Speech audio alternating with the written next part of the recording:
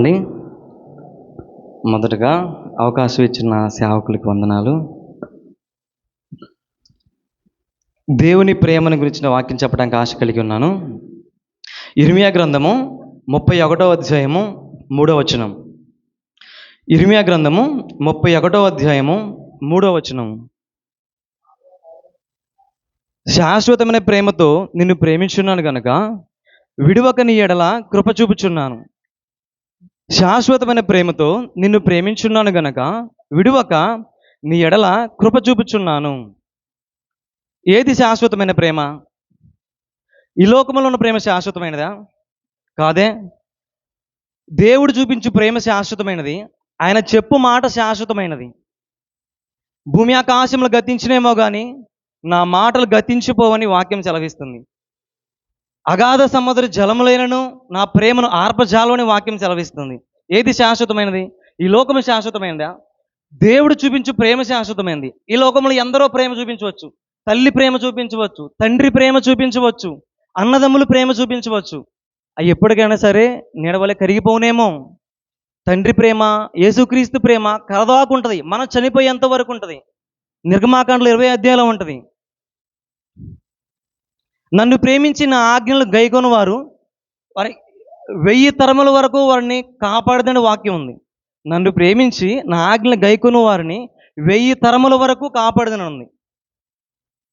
నా తరము, నా పిల్లల తరము, వాళ్ళ పిల్లల పిల్లల తరము, అన్ని తరములుగా అంటే మనం దేవుని ఆజ్ఞలు గైకొని దేవుణ్ణి ప్రేమించి ఈ లోకంలో నీతిగా బ్రతికితే పరలోక రాజ్యానికి వెళ్తే దేవుడు మనల్ని ప్రేమిస్తూ ఉన్నాడు. శాశ్వతమైన ప్రేమతో నేను ప్రేమిస్తున్నాను కనుక విడువక నీ ఎడల కృప చూపుతున్నా అని చెప్తున్నా దేవుడు. ఆయన ప్రేమ శాశ్వతం, ఆయన చెప్పిన మాట శాశ్వతం, ఆయన ప్రకటించిన వాక్యం శాశ్వతం. పరలోక రాజ్యం సమీపించినది, మారు మనసు పొందండి అని చెప్పిన వాక్యం శాశ్వతం. దేవుని మాట అవునంటే అవును, కాదంటే కాదు. ఆయన మన ఎడల విడువ కృప చూపుతున్నాడు. ఒక ఎగ్జాంపుల్ చెప్తా. మన దేశానికి కరోనా వైరస్ వచ్చింది. ఈ క్షణం వరకు మనందరూ బ్రతికి ఉన్నామంటే దేవుని కృపే కదా. ఆయనలో మనం ప్రేమించబట్టే కదా, మన ఎడల కృప చూపించబట్టే కదా మనం బ్రతికి ఉన్నాం. మనల్ని ఏ క్షణం విడిచిపెట్టిండు? మన ప్రయాణంలో మనల్ని కాపాడుతుండు, మనకున్న ఉపద్రవంలో కాపాడుతుండు, ప్రతి ఆపదలోంచి కాపాడుతుండు. నా జీవితంలో ఎగ్జాంపుల్ ఒకటి చెప్తా. మెడికవర్ హాస్పిటల్లో నేను ఒక చోట స్టాఫ్ నర్స్గా వర్క్ చేసిన కోవిడ్ టైంలో, ఫస్ట్ వేవ్లోనే. అయితే పీపీ కిట్ కూడా నాకేం ఉండేది కాదు. ఒక్కో టైంలో మాస్క్ కూడా ఉండేది కాదు. ఎక్స్పోజ్ అవుతారు, ఒక్కోసారి ఎమర్జెన్సీ అయింది, చనిపోయే స్థితి వచ్చింది. ఏం జరిగిద్దంటే టిఫిన్ తినే టైంకి వెళ్ళేప్పుడు కూడా ఎమర్జెన్సీ అయితే పిలుస్తారు. ఒక్కో సమయంలో పీపీ కిట్ లేకుండా వెళ్ళిపోయినా, మాస్క్ లేకుండా వెళ్ళిపోయినా. నేను ఒకటే మాట నమ్మా, జీవంగల దేవుడు బ్రతికిస్తే నేను బ్రతికుంటా. నాకు ఇచ్చిన పని నేను సక్రమంగా చేయాలి. ఈ క్షణం వరకు నేను కోవిడ్ వ్యాక్సిన్ కూడా తీసుకోలేదు. ఆయన రక్తమే నా వ్యాక్సిన్ అని నమ్మా. ఆయన నన్ను ప్రేమించింది కాబట్టే నేను ఈ క్షణం వరకు బ్రతికున్నా. నా తల్లి బ్రతికుంది, నా తండ్రి బ్రతికున్నాడు. కేవలం ఈ క్షణం వరకే. పోయిన క్షణంలో మా తల్లికి కొంచెం దెబ్బ తగిలింది. ఇక్కడికి వచ్చి నేను ఏడ్చుకుంటూ ప్రార్థన చేసిన. మా కుటుంబానికి 7 అన్నదమ్ములు, మా నాన్నలు ఎవరు పట్టించుకోరు. ఎవరు మా దగ్గరకు వచ్చి పలకరించే వాళ్ళు. ఎందుకంటే మేము పేదోళ్ళమని, మా దగ్గర ఏమీ లేదని మా దగ్గర రారు. ప్రభువా, నా తల్లి పరిస్థితి ఎలా ఉంది, మమ్మల్ని చూసేవాళ్ళు ఎవరు లేరు, సర్జరీ అంటున్నారు, నేనేం చేయాలి, నాకేం అర్థం అవ్వట్లేదు. నిజం చెప్పండి, నా దగ్గర చిల్లి గవ్వ కూడా లేదు. ఇక్కడ నుంచి వెళ్దామని, ఇక్కడ నుంచి విజయవాడ వెళ్ళాలి, కనీసం ఒక 20 రూపాయలు ఛార్జ్ కన్నా ఉండాలి. వెళ్ళడానికి నా దగ్గర ఏమీ లేవు. ఏం చేయాలి అర్థం కావట్లా. ఇక్కడికి వచ్చి మోకరించి ప్రార్థన చేసిన. మరి మా తమ్ముడు లవ్ మ్యారేజ్ చేసుకున్నాడు. ఆ అమ్మాయి మమ్మల్ని చూడదు, మొహమే చెప్పేసింది, నేను చూడను, నాకు అవసరం లేదని చెప్పేసింది. అప్పుడు ఎవరు? నా తల్లిని ప్రేమించి నా దేవుడే కాపాడిండు. ఎవరో సహాయం చేయాల. ఏలియాకి కాకోలం చేత ఎలాగో దేవుడు ఆహారాన్ని ఏర్పాటు చేసిండో అదే రీతిగా నా తల్లికి దేవుడు ఆహారం ఏర్పాటు చేసిండు. ఎందుకు? ప్రేమించబట్టే. మనం పాపులమైనప్పటికీ, మనం దోషులమైనప్పటికీ, మనం వ్యభిచారులమైనప్పటికీ ఆయన ప్రేమ మన మీద ఉండబట్టే కదా మనం ఈ క్షణంగా బ్రతికి ఉన్నాం. మనం విడువక ఎడబాయక మన కృప చూపిస్తున్నాడు మన మీద. ఏ క్షణం విడిపెట్టట్లా.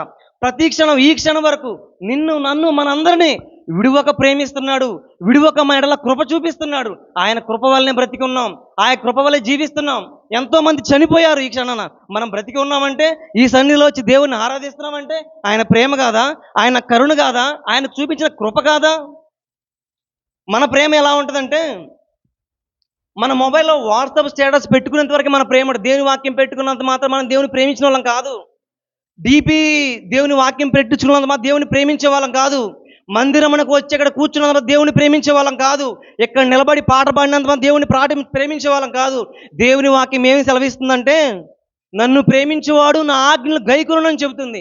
దేవుణ్ణి ఎలా ప్రేమించాలి?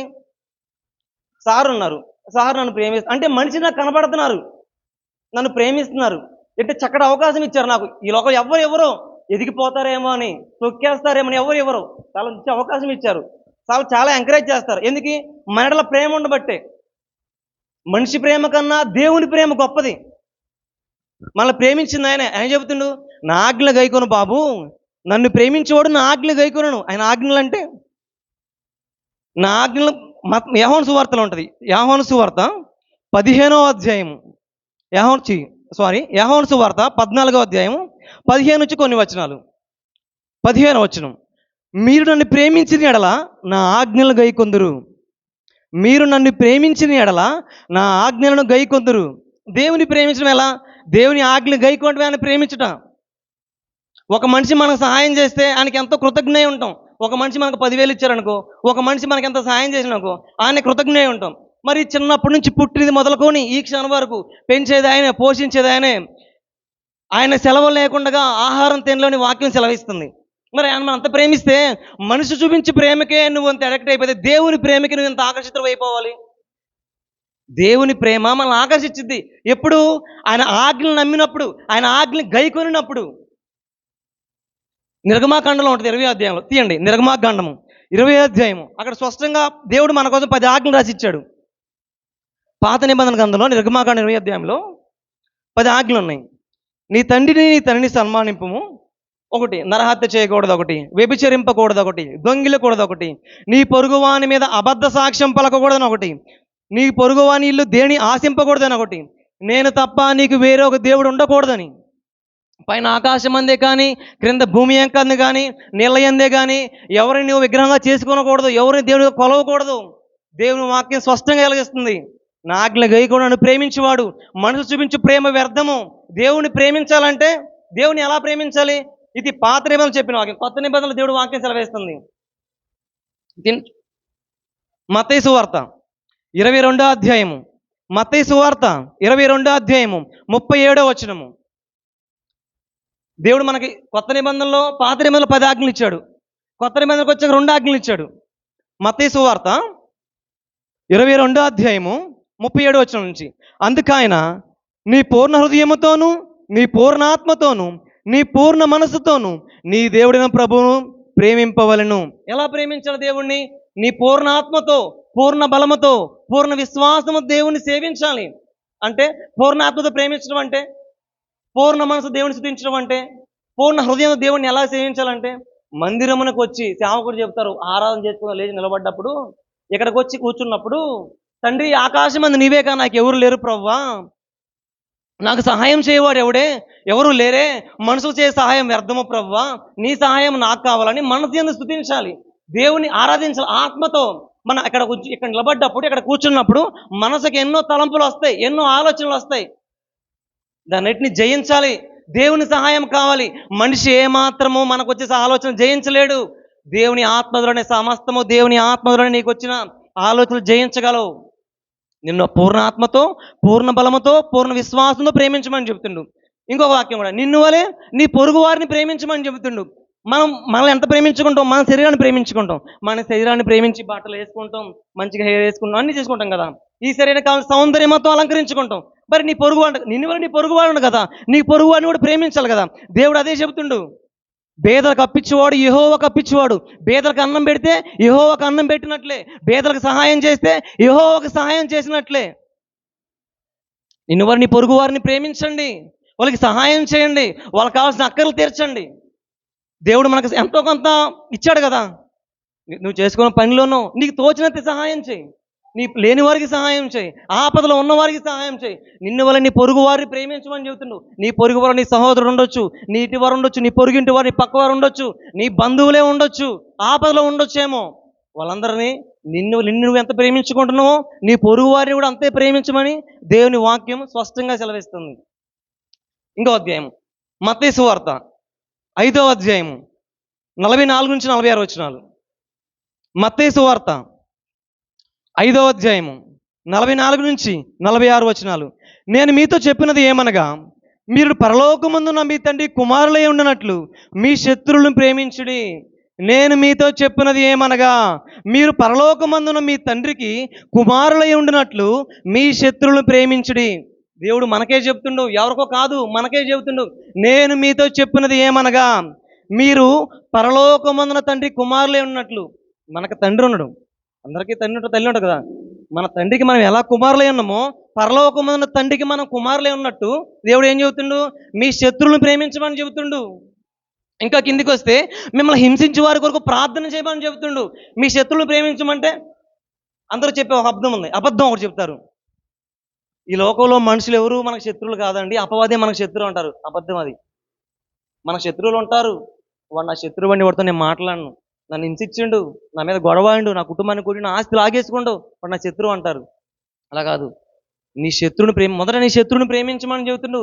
నీ పరలోకమందున తండ్రికి మీరు కుమారులని కుమార్తెలు ఉండినట్లు నీ శత్రువులు ప్రేమించండి. మీరున్న ప్రదేశంలో మిమ్మల్ని హింసించే వారికి ప్రార్థన చేయండి. నువ్వున్న ప్రదేశం నువ్వు ఒక్కడే క్రైస్తవుడు ఉన్నావేమో, నువ్వు ఒక్కడే క్రైస్తవుడు ఉన్నావేమో, నీ చుట్టూ అన్యులే ఉన్నారేమో. ఇప్పుడున్న జరుగుతున్న సిచ్యువేషన్లో క్రైస్తవుని ఎలా అనగొట్టాలి, క్రైస్తవుని ఎలా లేకుండా చేయాలి, క్రైస్తవులు హింసించే వారు ఉన్నారు, సేవకులు హింసిస్తున్నారు, వీధి సువార్తకి వెళ్ళే వాళ్ళు హింసిస్తున్నారు, సేవకులను చంపేస్తున్నారు కూడా, సేవకులను కొడుతున్నారు కూడా, సేవకుల మీద పేడ నీళ్ళు జల్లేస్తున్నారు, తలకాయలు పగల కొడుతున్నారు, హింసిస్తున్నారు. అయినా దేవుడు ఏం చెప్తుండు, మిమ్మల్ని హింసించే వారి కొరకు ప్రార్థన చేయడి. అన్యుల దగ్గర నువ్వు ఉన్నావేమో, వాళ్ళందరూ మార్పు కొరకు ప్రార్థన చేయి. చివరి దినాలు వస్తున్నాయి, లోకం బాగలేదు, దేవుని రాకడ సమీపిస్తుంది. నశించిపోతే విడవబట్ట బహు ఘోరము, అక్కడ అగ్ని ఆరదు, పురుగు చావదు. అందువే నిన్ను నీ పొరుగు వారిని ప్రేమించండి, మీ శత్రువుల కొరకు ప్రార్థించండి, నిన్ను హింసించే వారి కొరకు ప్రార్థన చేయండి. ఇంకా కిందికి వస్తే ఏముంటుందంటే, ఆయన చెడ్డవారి మీదను మంచివారి మీదను తన సూర్యుని ఉదయింపచేసి నీతిమంతుల మీదను అనీతిమంతుల మీదను వర్షము కురిపించున్నాడు. ఆయన చెడ్డవారి మీద తన సూర్యుని వెలుగు వస్తుంది, మంచివారి మీద సూర్యుని వెలుగు వస్తుంది కదా, మంచివారి మీద చెడ్డ మీద వర్షం కురుస్తుంది కదా. మనకేమంటారు తారతమ్యాలు, వాడు చెడ్డోడు, వాడు మంచోడు, వీడు పాపి, నేను పరిశుద్ధుడు. అందరూ పాపులే, పరిశుద్ధులు ఎవరు లేడు, ఒక్కడు నీతిమంతుడు లేడు. దేవుడు ఆకాశం కింద చూస్తే భూమి మీద ఒక్కడు నీతిమంతుడు లేదు, అందరూ పాపం చేసి చెడిపోయి ఉన్నారు వాక్యం సెలవిస్తుంది. మనందరం పాపులమే, ఒప్పుకున్నా ఒప్పుకోకపోయినా మనం పాపులమే, పాప స్థితిలో ఉన్నాను. పాపలు ఉన్నప్పుడే నా తల్లి గర్భంలో ధరించను అని కీర్తనలో ఒక అధ్యాయం ఉంటుంది, ఒక వచనం ఉంటుంది. అలాగే దేవుని కురిపించు వర్షము, దేవుడు కురిపించు ప్రతి ఒక్క వెలుగు నీతిమంతుల మీదను అనీతిమంతుల మీదను పరిశుద్ధుల మీదను పాపాత్మలు అందరినీ సమానంగా ప్రేమిస్తున్న దేవుడు. ఏ ఒక్కరిని ఇతను తక్కువ చూడాలి, ఇతను ఎక్కువ చూడాలి, నా కోసం ప్రార్థన, ఇతను ఎక్కువ చూడాలి, ఇతను నా నుంచి దూరం అయ్యాడు కదా, ఇతను తక్కువ చూడాలని ఏం లేదు. దేవునికి తారతమ్యం ఏమీ లేదు. దేవుడి దృష్టిలో అందరూ సమానులమే, అందరూ మన కుమారులమే కుమార్తెలమే. ఆయన కృప విడువక మెడల విస్తారమైన ప్రేమను చూపిస్తుండు, విస్తారమైన కృపను చూపిస్తుండు మన మీద. మారు మనసు లేని మనమే, తగ్గించుకోలేని జీవితం మనదే. దేవుడు మనల్ని ఇంతగా ప్రేమించని తెలిసి కూడా దేవుని సన్నిధికి రాము, ఆయన ఆజ్ఞలను గైకొనము, ఆయన చెప్పిన మాట వినము. ఏదో మందిరంకి వస్తున్నాం కదా, వెళ్తున్నాం కదా, సేవకులు వాక్యం చెబుతున్నారు కదా, ఆ కాసేపు విన్నాం కదా అన్నట్టే ఉంటుంది. కానీ వాక్యానుసారంగా గైకొనే జీవితాలు మనకి కావు. మనసు మార్చుకోవాలి. జీవితాలు బాగలేదు, అంత్యకాలంలో ఉన్నాం, చివరి దినంలో ఉన్నాం. ఇంకా కిందికి వస్తే కింద వచ్చిన ఏముంటుందంటే, మీరు మిమ్మల్ని ప్రేమించిన వారినే ప్రేమించడలా మీకేం ఫలం కలుగును? నిన్ను ప్రేమించిన వారిని నువ్వు ప్రేమిస్తే నీకేం ఫలం కలిగిద్ది? అంతే కదా. ఈ ఆంటీ నన్ను ప్రేమించింది, నేను ఆమెకు సహాయం చేశాను, నాకేం ఉపయోగం? దేవుని వాక్యం చెబుతుంది, నిన్ను ప్రేమించిన వారిని ప్రేమిస్తే నీకు ఏ సహాయం, ఏ ఫలం కలిగిద్దయ్యా? నిన్ను ప్రేమించే వారిని ప్రేమించడం కాదు, నిన్ను ద్వేషించిన వారి కోసం ప్రార్థన చేయి, నీ శత్రువుల కోసం ప్రార్థన చేయి, నీ శత్రువులను ప్రేమించు, నిన్ను హింసించే వారి కొరకు ప్రార్థన చేయి. నేను హింసించే వారికి ప్రార్థన చేయడం వల్ల, నీ శత్రువుల కోసం నీ శత్రువులను ప్రేమించడం వల్ల తండ్రి యొద్ద మనకు ఫలం కలిగిద్ది. తండ్రి యొద్ద మనకు ఫలం కలిగిద్ది. ఎంతో కొంత మన యొక్క పాపాలని తుడిచివేయడానికి కొంచెం అవకాశం ఉంటుంది కదా.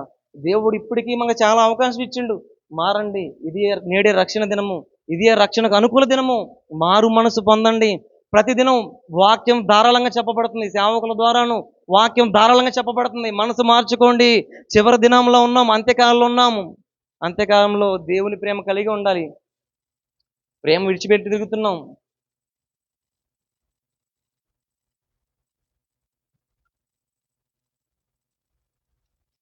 ఇదే యోహాను సువార్త 14వ అధ్యాయం 23వ వచనం. యోహాను సువార్త 14వ అధ్యాయము 23వ వచనం.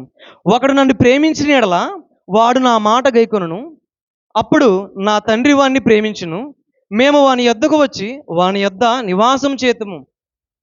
యేసు ఒకడు నన్ను ప్రేమించిన యెడల, ఒకడు నన్ను ప్రేమించిన యెడల, మనమే ఎవరో కాదు. నువ్వు దేవుణ్ణి ప్రేమిస్తే, ఆయన మాట గైకుంటే, ఆయన వాక్యానుసారంగా జీవిస్తే, ఆయన ఆజ్ఞని గైకుంటే, అప్పుడు నా తండ్రి వాడిని ప్రేమించును. పరలోకమున్న తండ్రి వాడిని ప్రేమించును.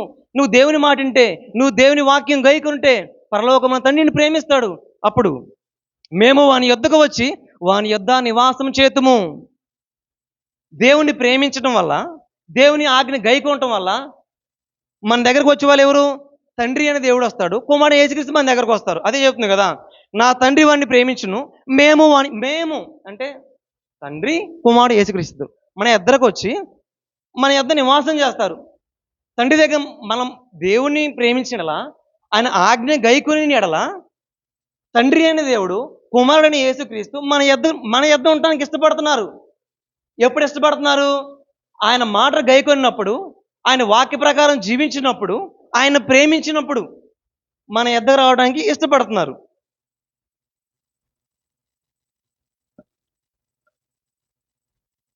ఇరవై 24వ వచనం. నన్ను ప్రేమింపని వాడు నా ఆజ్ఞలు గైకొనడు. దేవుని ప్రేమించడం అంటే దేవుని వాక్యాలను గైకొనటమే. ఆయన చెప్పిన వాక్యానుసారంగా ఆజ్ఞలను గైకొని నడుచుకోవటమే. నువ్వు ఆజ్ఞలు గైకొనలేదా, దేవుని ప్రేమ నీలో లేదు, నాలో లేదు. నేను దేవుని వాక్యం ఆజ్ఞలను, దేవుని వాక్యం గైకొనట్లేదా, దేవుని ఆజ్ఞలను గైకొనకుండా దేవుని ఆజ్ఞల సంగతి నడుచుకోవట్లేదా, నాలో కూడా నేను దేవుని ప్రేమించట్లేదు. నేను సహోదరుని ద్వేషిస్తున్నానా? దేవుని ప్రేమ నాలో లేదు. అదే చెబుతుంది 24వ అధ్యాయంలో. 24 యోహాను సువార్త 14వ అధ్యాయము 24వ వచనంలో, నన్ను ప్రేమింపని వాడు నా ఆజ్ఞలను గైకొనడు. దేవుని ప్రేమించకపోతే ఆయన ఆజ్ఞలు గైకొను, దేవుని ప్రేమిస్తే ఆయన ఆజ్ఞలు గైకొంటాం. సింపుల్. ఒక చిన్న ఎగ్జాంపుల్ చెబుతా. అబ్రహాము దేవునితో సహవాసం చేశాడు, ఆశీర్వదించబడ్డాడు. ఇస్సాకు దేవునితో సహవాసం చేయడం, ఆశీర్వదించబడ్డాడు. యాకోబు కూడా దేవునితో సహవాసం చేశాడు, ఆశీర్వదించబడ్డాడు. యోసేపు గారు ఆయన ప్రేమించేంత సహవాసం చేస్తే ఒక దేశానికి ప్రధానమంత్రిని చేశాడు. హానోకు దేవునితో సహవాసం చేస్తే మరణం చూడకుండా పైకి దేవుని ఎత్తుకొని పడిపోయింది, మరణం చూడకుండా ఎత్తబడిండు హానోకు గారు. దావీదు కూడా ఆయన ప్రేమించడం వల్ల, ఆయన ఆజ్ఞ అనుసరించి నడుచుకోవడం వల్ల దేశానికి, ఇశ్రాయేలీయునికి రాజుగా అభిషేకించబడాడు కదా. అలాగే ఇంత గొప్ప సాక్షి సమూహము మన ముందు దేవుడు ఉంచాడు. అబ్రహాము గారు, ఇస్సాకు గారు, యాకోబు గారు, దావీదు, యోసేపు, వీళ్ళంతా మన ముందు సాక్షి సమూహమే కదా. ఇంత గొప్ప సాక్షి సమూహం మన ముందు ఉంచినలా, విశ్వాసమున కర్తయ్య యేసుక్రీస్తుని మనం ప్రేమించినలా మనల్ని కూడా ఆశీర్వదించబడతాం, మనల్ని కూడా దీవించబడతాం. ఎప్పుడు ఆశీర్వదించబడతాం, ఎప్పుడు దీవించబడతాం? ఆయన ఆజ్ఞలు గైకొని ఆయనను ప్రేమించి, మనల్ని ఆయన ప్రేమించినప్పుడు, ఆయన వాక్యానుసారంగా మనం గైకొన్నప్పుడు, మనం నడుచుకున్నప్పుడు మనం ఆశీర్వదించబడతాం. తండ్రి అయిన దేవుడు, కుమారుడని యేసుక్రీస్తు, మేము వాని యొద్దకు వచ్చి నివాసము చేతుమని వాక్యం సెలవిస్తుంది. ఆయనతో సహవాసం చేయటం వల్ల, ఆయన ఆజ్ఞలు గైకొనటం వల్ల, ఆయనను ప్రేమించడం వల్ల, తండ్రి అయిన దేవుడు కుమారుడని మన దగ్గరకే, ఎవరి గురించి చెప్పట్లా, ఆయన కుమారులు కుమార్తెలు మన కోసమే చెబుతుండు. నేను మీ యొద్దకు రావడానికి ఇష్టపడుతున్నాం అయ్యా, కుమార్తె నీ దగ్గర రావడానికి ఇష్టపడుతున్నా. నేను సిద్ధంగా లేని మనమే మన జీవితాలు మార్చుకుందాం. ఇప్పుడు ఒక ఎగ్జాంపుల్ చెప్తా. మందిరంగా వస్తున్నాం, మనం ప్రార్థన చేసుకుంటాం.